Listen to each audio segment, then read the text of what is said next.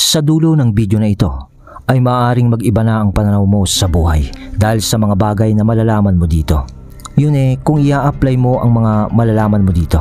At kung nandito ka na o napadpad ka sa channel natin, ibig lang sabihin nun ay nag-iisip ka na kung paano mo babaguhin ang sistema ng buhay mo dahil gusto mong umasenso, at lahat naman tayo kasi ay may pangarap.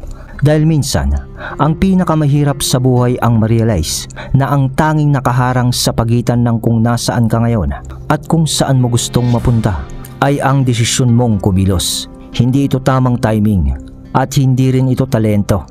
Ikaw lang ang makakapagdesisyon ng ganitong bagay. Ngayon na karapat-dapat kang magsikap para sa higit na kagustuhan mo sa buhay.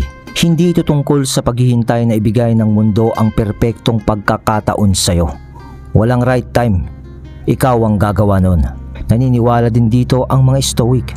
At ngayon, pag-uusapan natin ang isa sa pinakamakapangyarihang paraan na gawa o ang desisyon na kumilos ka na sa pinaka-the best o sa pinakamahusay mo. Dahil aminin naman natin, lahat tayo ay may alinlangan. Tapos ay may maliit na boses sa isip mo na nagsasabing hindi ka pa handa. At yun ang ating babaguhin. Simulan natin sa ganito. Numero 1, magpasya ka na ikaw ay magiging the best o sa pinakamahusay mo. Makinig ka, kaibigan. Kapag nagdesisyon kang abutin ang iyong buong potensyal, doon magsisimula ang pagbabago sa iyong buhay. Hindi mo kailangang maghintay ng tamang pagkakataon o umasa na gaganda ang iyong sitwasyon sa buhay. Alam mo kung ano ang kailangan mo. Ang kailangan lang ay magpasya ka mula sa loob ng sarili mo na araw-araw ipapakita mo na ang pinakamagandang bersyon mo sa iyong gawain. Ganito rin ang sinasabi ng mga Stoic. Sabi ni Epictetus, hindi mahalaga ang nangyayari sa iyo. Ang mahalaga ay kung paano ka tumutugon dito sa mga nangyayari sa buhay mo. Yung mga solusyon na mga ginagawa at hindi pagrereklamo ang inaatupag mo. Ang pagiging pinakamahusay ay hindi tungkol sa pagiging perpekto o mas magaling kaysa sa iba. Ito'y tungkol sa pagtatakda ng pamantayan mo para sa sarili mo at patuloy na pagsisikap na gumaling. Si Marcus Aurelius, isang makapangyarihang leader noon, lagi niyang pinapaalalahanan ang sarili na kumilos ng tama.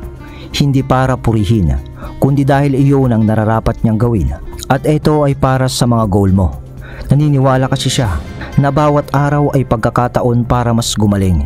Hindi para talunin ang iba, kundi para pagbutihin ang sarili mo. Dahil kapag nagpasya kang naging pinakamahusay na, hindi ibig sabihin na hindi ka magkakamali o hindi ka na mahihirapan.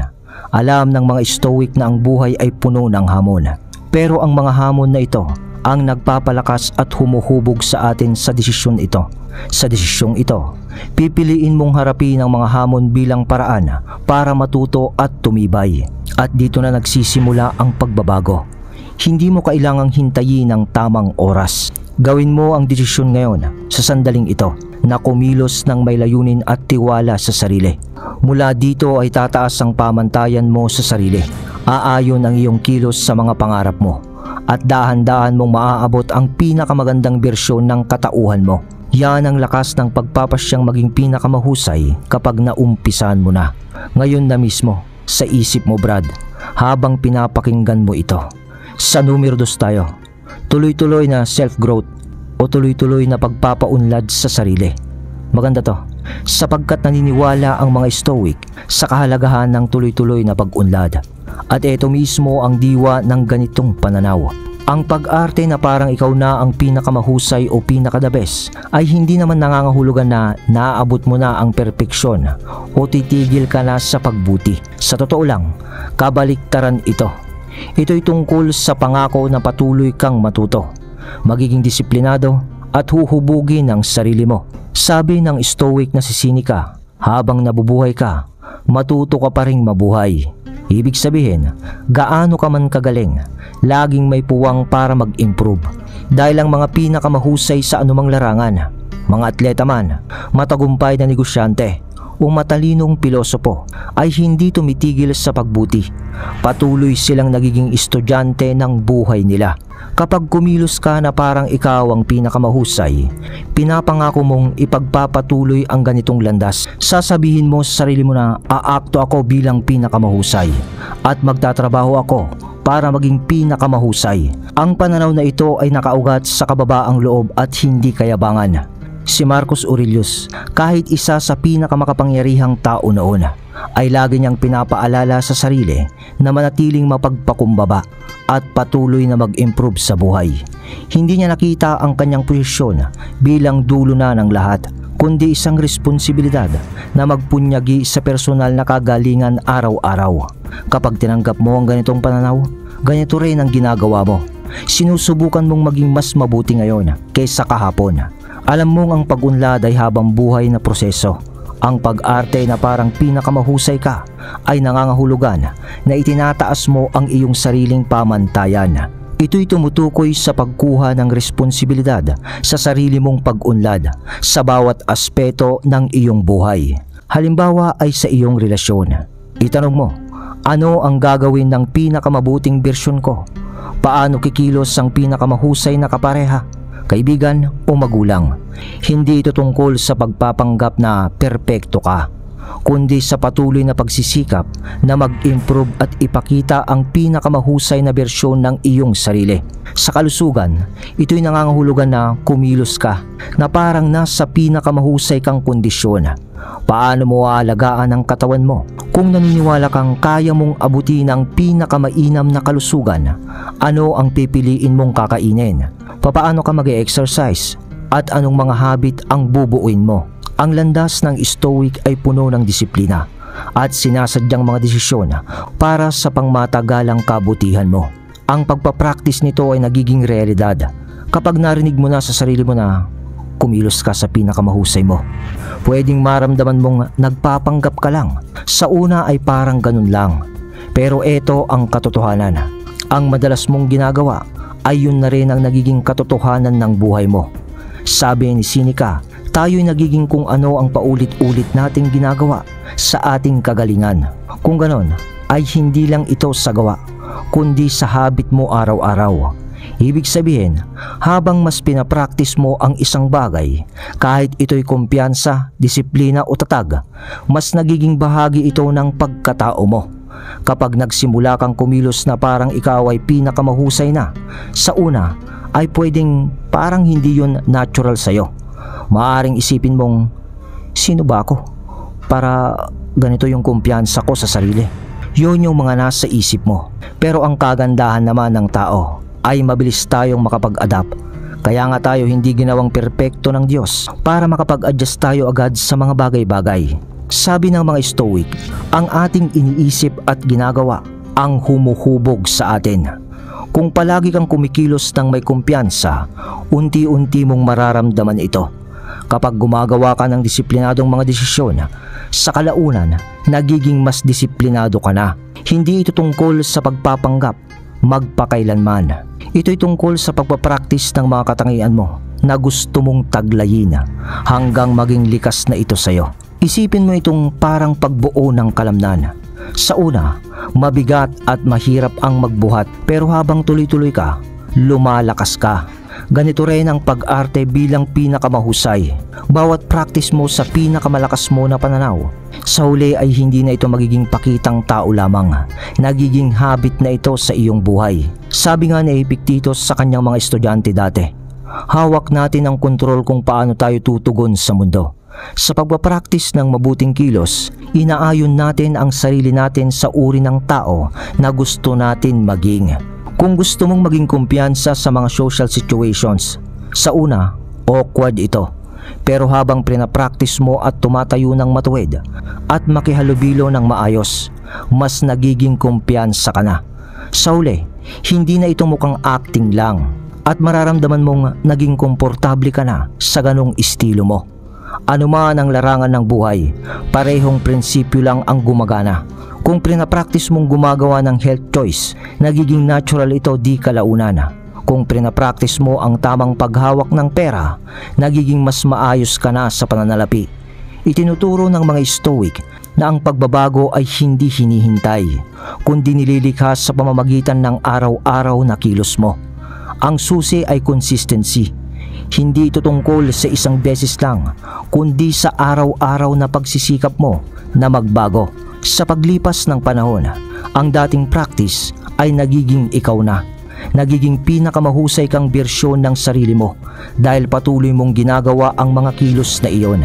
Sabi nga ng mga Stoic na ang mga kilos mo sa pang-araw-araw ay siya na ring humuhubog sa pagkatao mo. At ang pagkatao mo naman ang humuhubog sa buhay mo.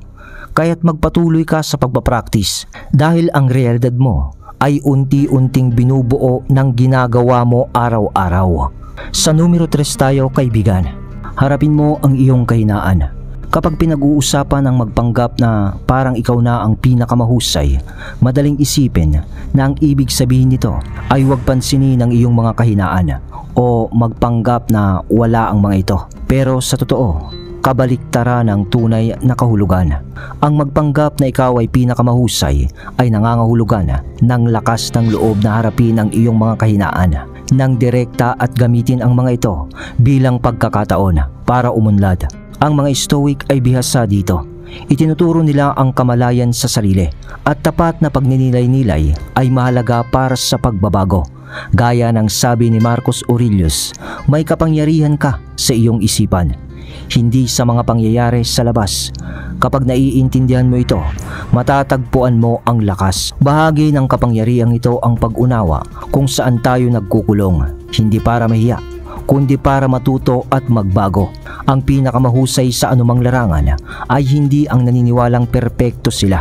Sila ang mga nakakaalam ng kanilang kahinaan ng higit na kanino man. Pero hindi nila hinahayaan ang mga ito na magdikta sa kanilang buhay. Sa halip ay ginagamit nila ang mga ito bilang motivation para magpatuloy sa pag-unlad. Ang mga Stoic ay naniniwala sa pagtanggap ng mga hamon at hirap bilang natural na bahagi ng buhay. Pinapaalala ni Epictetus na ang landas patungo sa kagalingan ay nangangailangan ng pagharap sa mga balakid ng may tibay ng loob. Kapag malinaw mong nakikita ang iyong mga kahinaan, ay mas maayos mo itong haharapin at gagawing pagkakataon para umunlad. Kapag hindi mo ito pinansin, mas lalo itong lalaki at magiging problema. Pero kung kikilalanin mo ito at gagawa ng paraan para magbago, magiging mas malakas ka. Para sa mga Stoic, ang kahinaan ay hindi kabiguan. Isa itong pagkakataon para magsanay ng kagalingan. Sa pagharap mo sa iyong mga kahinaan, binibigyan mo ang iyong sarili ng pagkakataon na maging mas disiplinado, mas mahusay at mas may kakayahan. Ang prosesong ito ay nangangailangan ng pagpapakumbaba. Ang magpanggap na ikaw ang pinakamahusay ay hindi nangangahulugan na iniisip mong perpekto ka. Ibig sabihin lang noon ay committed ka sa patuloy na pag-unlad. Pwede kang maging kumpiyansa sa iyong lakas habang ginaganap mo ito ay alam mo kung ano ang kailangan mong baguhin. Itinuro noon ng mga Stoic, lalo na si Seneca, na ang kahalagahan ng pag-aaral mula sa bawat karanasan kahit pa mula sa kabiguan. Naniniwala siya na ang mga pagkatalo at pagsubok ay madalas na pinapahusay ka lang na siyang nagsisilbing iyong guro. Ipinapakita nila kung saan tayo kailangang umunlad at itinutulak tayo na linangin ang kasanayan o kaisipan na kulang sa atin. Ang susi ay makita ang iyong kahinaan hindi bilang isang bagay na dapat ikahiya, kundi bilang isang natural na bahagi ng iyong pag-unlad. Sa pagharap sa mga ito ng tapat at may pagnanais na magbago, kinukuha mo ang kontrol sa iyong pag-unlad. Dito nakasalalay ang tunay na lakas sa kakayahang harapin ng mga pumipigil sa iyo at pagsusumikap na malampasan ito. Ang Stoic na paraan ay upang tignan ang mga hamon sa buhay, kabilang ang iyong sariling mga kakulangan, bilang gasolina para maging mahusay at mas matatag na tao. Kapag nagpakita ka ng parang ikaw ang pinakamahusay o pinaka-the best, hindi ibig sabihin nito na nagkukunwari kang perpekto. Sa halip ay pinapakita mo na may lakas ka upang harapin ang iyong kahinaan. Matuto mula sa mga ito at umunlad patungo sa taong nais mong maging. Ang ganitong kaisipan ay magdadala sa iyo pasulong, hindi papatras, tulad ng ginagawa ng mga Stoic na yumakap sa kanilang mga kahinaan. Natuto sila sa mga pagkakamali at nagpatuloy sa kanilang landas patungo sa kagalingan. Kaya ngayon ay dadako naman tayo sa numero 4, ang pagharap naman sa kabiguan. Dahil habang ginagawa mo ang bagay na mga matututunan mo dito, ay tiyak din na makakaharap mo ang mga kabiguan at parte ito ng journey mo. Sapagkat lahat tayo ay nakakaranas ng kabiguan at nauunawaan ito ng mga Stoic. Itinuturo nila na ang kabiguan ay hindi isang bagay na dapat katakutan, kundi isang mahalagang bahagi ng paglalakbay sa buhay. Sabi ni Marcus Aurelius, ang hadlang sa aksyon ay nagpapalakas sa aksyon at ang nakaharang sa daan ay nagiging mismong daanan. Sa madaling salita, ang kabiguan ay hindi kabaliktaran ng tagumpay. Ito'y bahagi ng landas patungo dito. Kapag kumilos ka na parang ikaw ang pinakamahusay, hindi nito ibig sabihin na iniisip mong hindi ka kailanman mabibigo. Ibig sabihin, hinaharap mo ang kabiguan ng may tibay ng loob. Alam na bawat pagkatalo ay isang pagkakataon upang matuto at magbago. Naniniwala ang mga Stoic na dapat kang magtuon sa kung ano ang kaya mong kontrolin. Hindi mo laging kontrolado ang resulta, pero kaya mong kontrolin ang iyong tugon sa kabiguan. Sa halip na tignan mo ang kabiguan bilang personal na pagkatalo, tignan mo ito bilang isang aral, isang gabay na kung ano ang hindi umubra sa iyo at kung papaano mo ito maitatama. Pinaalala ni Epictetus sa kanyang mga mag-aaral na dapat nating tanggapin ang kabiguan bilang bahagi ng buhay at gamitin ito upang patibayin ang ating pagkatao. Ang kabiguan ay hindi dahilan upang sumuko, kundi dahilan upang magpatuloy ng mas matalino at may higit na karanasan. Kapag hinarap mo ang kabiguan sa kaisipan ng mga Stoic, hindi mo na ito titignan bilang isang bagay na dapat mong iwasan. Sa halip, yakapin mo ito bilang isang pagkakataon upang magsanay ng tiyaga at kakayahang umangkop. Ang pinakamahusay sa anumang larangan, maging ito'y negosyo, palakasan o filosofiya, ay hindi ang mga taong hindi nabibigo, kundi ang mga marunong bumangon ng mas malakas bawat pagkatalo. Gaya nga ng itinuturo ng mga Stoic, ang tunay na lakas ay nasa kung papaano tayo bumangon pagkatapos ng pagbagsak. Kaya't sa susunod na mabigo ka, tandaan na hindi ito ang katapusan ng kwento ng buhay mo, dahil isa lamang itong mahalagang hakbang sa iyong paglalakbay patungo sa kagalingan. At ito ang mga gagamitin mo para maging pinakamahusay sa araw-araw. Numero 5 tayo, ang pagtanggap sa mga hadlang bilang oportunidad. Kapag dumating ang problema o pagsubok sa buhay, imbis na magtanong na bakit ako, subukan mong tanungin ang ano ang matututunan ko rito. Napakalaking pagbabago nito sa pananaw.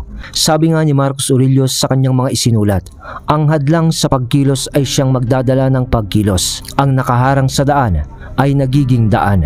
Ibig niyang sabihin, bawat pagsubok, gaano man ito kahirap, ay hindi lang sinusubok ang ating kakayahan, kundi nagbibigay rin ng mahalagang aral. Ang mahalaga ay makita ang mabuti sa gitna ng hamon at gamitin ito para tayo'y mas lumakas at mas tumalino. Hindi lang ito basta sinaunang filosofiya. Sinusuportahan din ito ng mga modernong palaisipan tulad ni Carl Jung, isang sikat na psychologist. Sabi niya, ang mga bagay na nilalabanan mo ay lalo pang nagiging makapangyarihan. Kapag lagi tayong kontra sa problema, mas lalo itong lumalaki sa isip natin. Pero kapag tinatanggap natin ito at nag-aaral mula dito, mas madaling malalagpasan ang mga pagsubok. Halimbawa, kung patuloy kang nare-reject sa mga ina-applyan mong trabaho, madaling malugmok sa pagdududa sa sarili. Pero paano kung tignan mo ang bawat rejection? Baka may kailangang ayusin sa resume mo o may kakayahang dapat mong dagdagan. Ang ganitong pananaw ay gagawing oportunidad ang bawat pagkatalo para sa iyong professional growth. Sa personal na buhay, ang mga alitan ay nakaka-stress, pero nagbibigay din ito ng pagkakataon para mahasa ang pasensya, empatiya at galing sa pakikipag-usap. Sa bawat hindi pagkakaunawaan, matututo kang unawain ang pananaw ng iba at mas mapaayos ang iyong relasyon. Ang susi sa pagtanggap sa mga hadlang bilang oportunidad ay ang pagtatanong sa sarili, ano ang maituturong aral ng sitwasyong ito sa'yo? Sa ganitong paraan, hindi na tayo magiging biktima ng mga pangyayari, kundi aktibong mag-aaral at tagapag-ayos ng mga problema. Sabi nga ni Epictetus, hindi ang nangyayari sa iyo ang mahalaga, kundi paano ka tumutugon dito. Sa tuwing haharap ka sa isang pagsubok, malaki man o maliit, subukan mong huminto saglit at baguhin ang pananaw mo. Tanungin ang sarili, ano ang matututunan ko rito? Tandaan, ang mga hadlang ay hindi lang balakid na kailangang lampasan. Ito'y mga pagkakataon para lumago at sa pamamagitan ng pag-arte na pinaka-the best o pinakamahusay sa iyong gawa ay matutulungan ka nitong hindi tumigil sa pagkilos para sa iyong mga pangarap sa buhay. Kapag ginamit mo ang ganitong mindset, mas madali mong mapapagtagumpayan ang mga hamon ng buhay ng may tibay, talino at karunungan. Sa numero 6 tayo, pamumuhay sa kasalukuyang sandali. Sabi nga nila, ituon ang isipan sa kasalukuyan.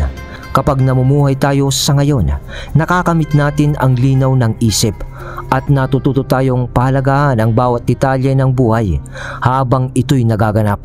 Ngunit bakit nga ba mahirap manatili sa kasalukuyan? Madalas kasi ay puno ang isipan natin ng alalahanin kung ano ang susunod na mangyayari o paulit-ulit nating iniisip ang nakaraan. Ang ingay na ito sa isip ang pumipigil sa atin na makita ang kagandahan ng kasalukuyan. Sabi ng psychologist na si Carl Jung, ang pinakamaliit na bagay na may kahulugan ay mas mahalaga kaysa sa pinakamalaki, ngunit walang laman. Ang pamumuhay sa kasalukuyan ay nagbibigay ng kahulugan kahit sa maliit na bagay, nagpapayaman sa ating karanasan sa buhay.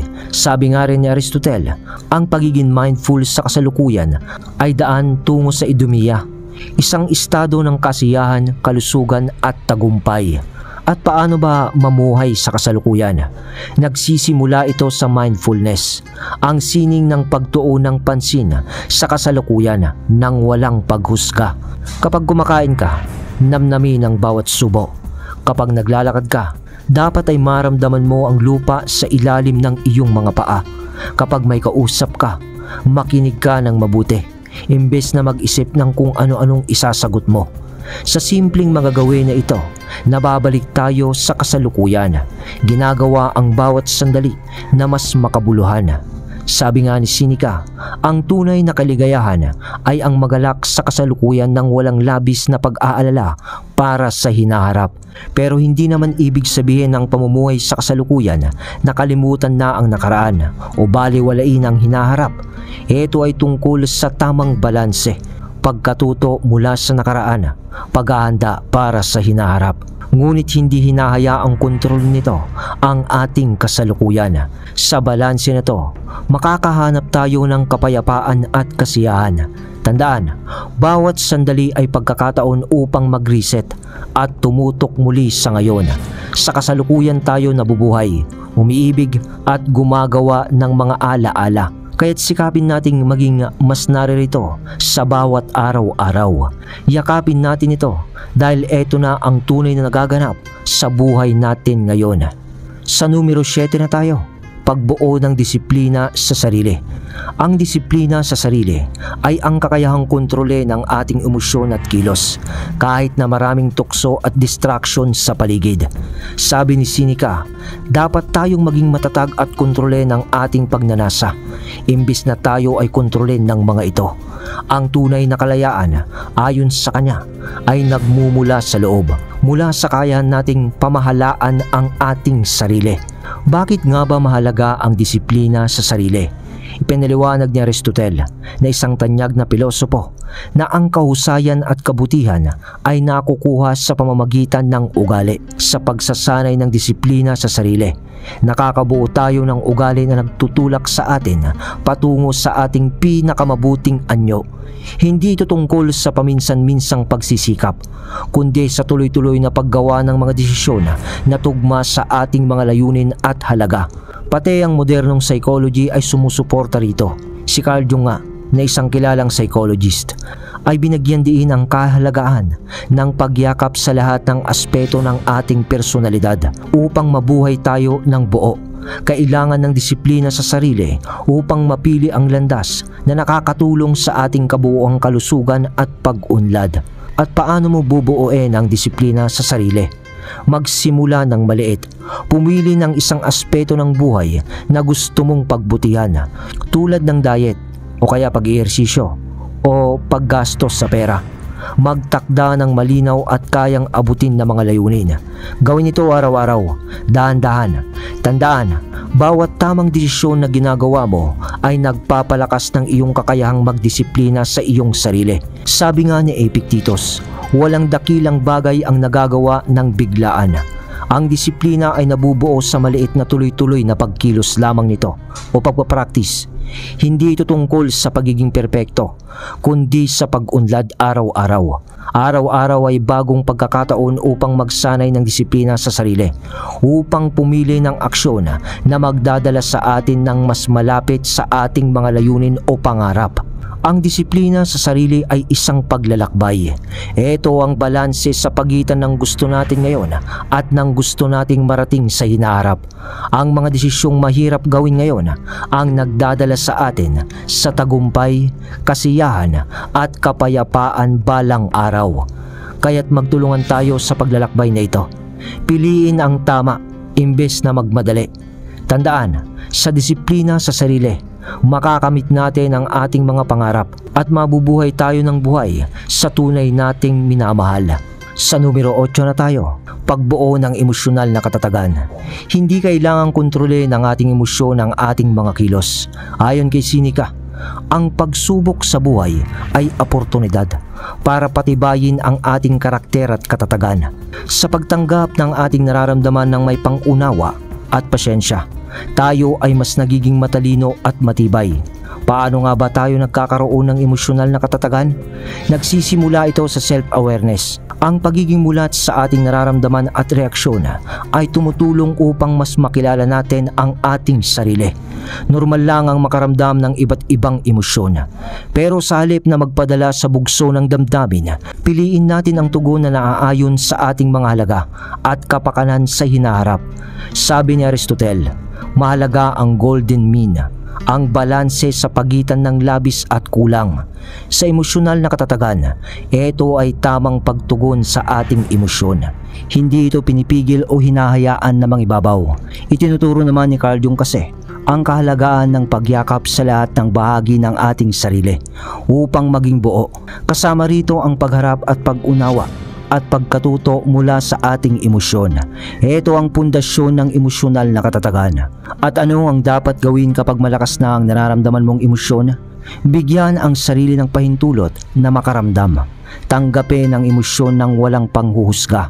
Humakbang palayo at unawain ang pinagmulan ng nararamdaman. Sa pamamagitan ng pagninilay-nilay, malalaman mo ang iyong emosyon ng pattern at trigger nito.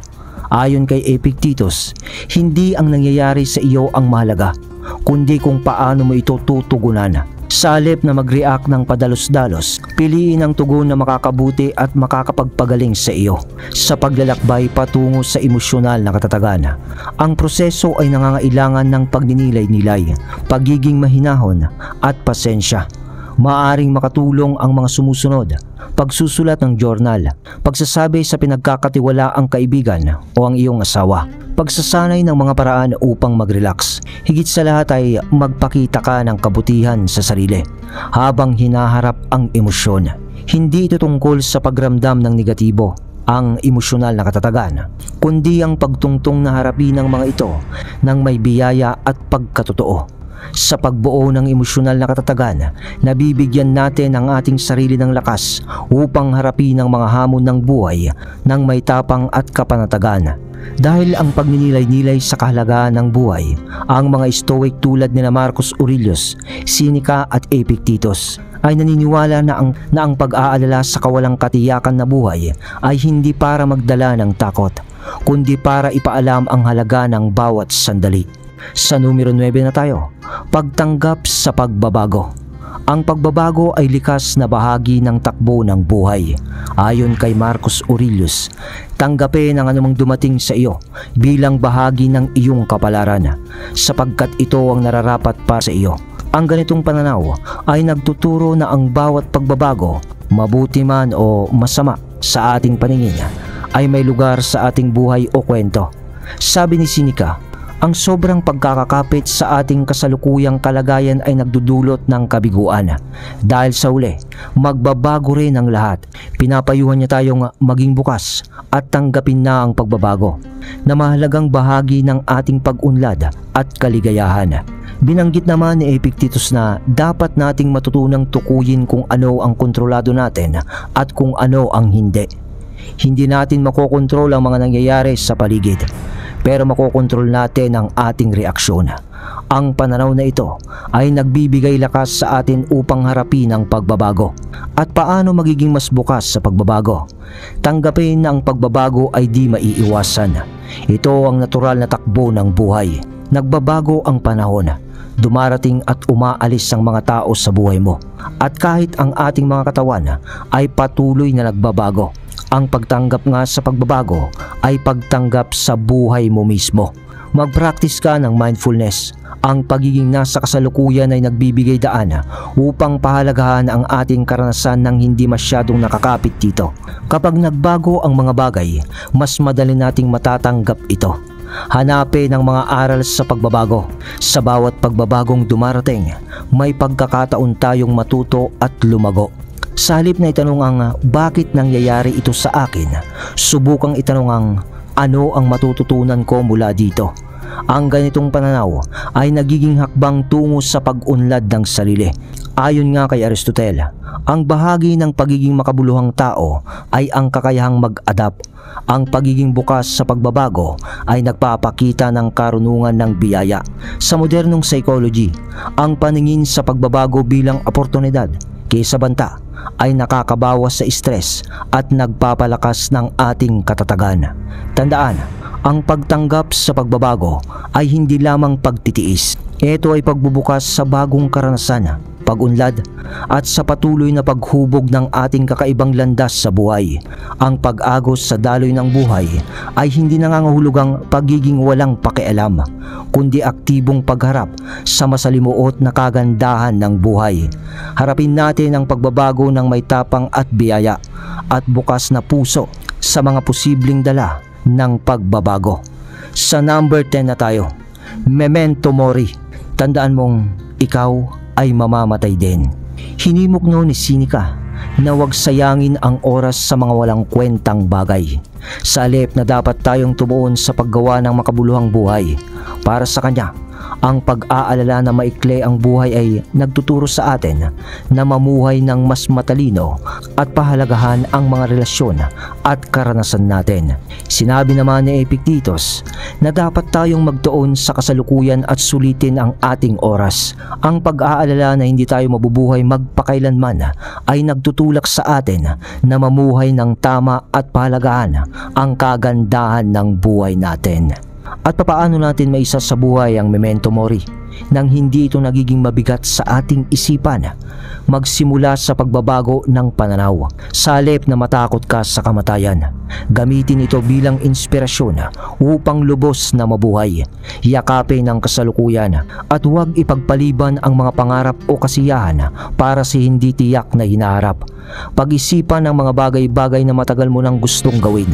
Paghahabol sa isang hilig mo, muling pakikipag-ugnayan sa mga mahal mo sa buhay, o simpleng pagpapahalaga sa maliliit na kasiyahan sa araw-araw. Ang memento mori ay nagpapaalala sa atin na huwag sayangin ang oras. Tinuturuan tayo nitong maging totoo sa ating sarili. Magmahal ng bukas ang puso at maging naroroon sa bawat sandali. Ang ideya din nito ay ipaalala sa atin ang panandalian na buhay na nagpapalalim sa ating pasasalamat para sa mga sandaling meron pa tayo. Kapag alam nating limitado ang ating oras, mas pinapahalagan natin ang ating mga karanasan at nagiging mas mindful sa buhay. Gamitin natin ang memento mori bilang inspirasyon para tumubo at magpasalamat at mas pahalagahan ang buhay natin. Hayaan mong paalalahanan ka nito na tayo na ang gumagawa ng mga desisyon na nakaayon sa ating mga pinapahalagahan. Pahalagahan ang ating mga relasyon at namnamin ng kasalukuyan. Ang pag-alala na mamamatay tayo balang araw ay nagtutulak sa atin na mabuhay ng mas buo ngayon sa pagyakap sa memento mori. Natututo tayong hindi matakot sa kamatayan, kundi ipagdiwang ang buhay na meron ka. Gawin nating makabuluhan ang bawat sandali, hindi dahil natatakot tayo sa katapusan nito, kundi dahil mahal natin ang buhay. Mamuhay tayo sa paraan, at kapag dumating na ang ating oras, masasabi nating wala tayong pagsisisi, na lubos tayong nabuhay, tunay na nagmahal at pinahalagahan ang bawat yugto ng ating paglalakbay. Totoo, ang simpleng ideyang ito ay may malalim na epekto sa ating buhay. Nakatuon ito sa pagpapahalaga sa kung ano ang meron tayo, sa halip na maghanap sa kung ano ang wala. Kahit sa mga araw na tila mahirap, ang pagpapasalamat ay maaaring magbago ng pananaw. Ayon sa mga Stoics, ang kaligayahan ay hindi nagmumula sa pagkakaroon ng higit pa, kundi sa pagpapahalaga sa kung ano ang meron tayo, ang pagkilala sa halaga ng buhay, at sa maraming biyayang dala nito araw-araw. Yun lang, kaibigan. Sana ay may natutunan ka sa leksyon natin ngayon. Mag-subscribe ka sa ating channel. Ako si Mark, ang inyong narrator. Salamat.